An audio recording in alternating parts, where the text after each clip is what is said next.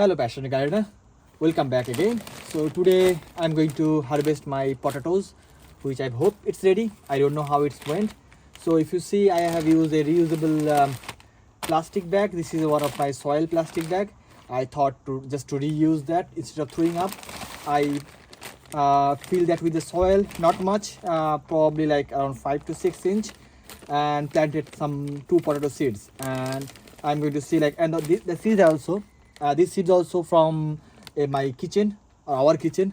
It's not something I bought from the supermarket. So I'm going to check like how they have. I can see a potato already. So this is approximately 3 months old plant. They're already getting drying out.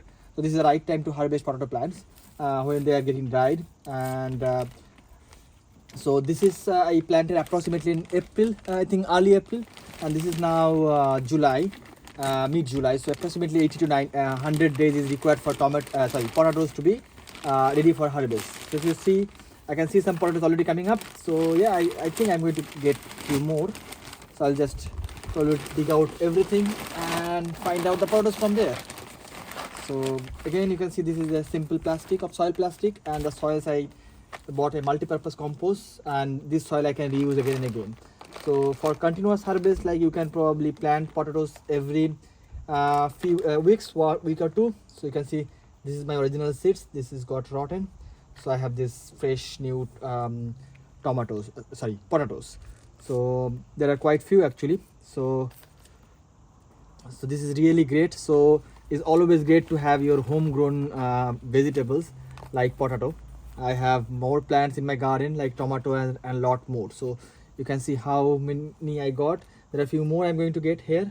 There are some small and big ones. So you can see like looks delicious. They are ready to cook and enjoy the taste. So if you're growing something, you would like to grow potatoes in your home, the simple process is you don't need to probably a big pot.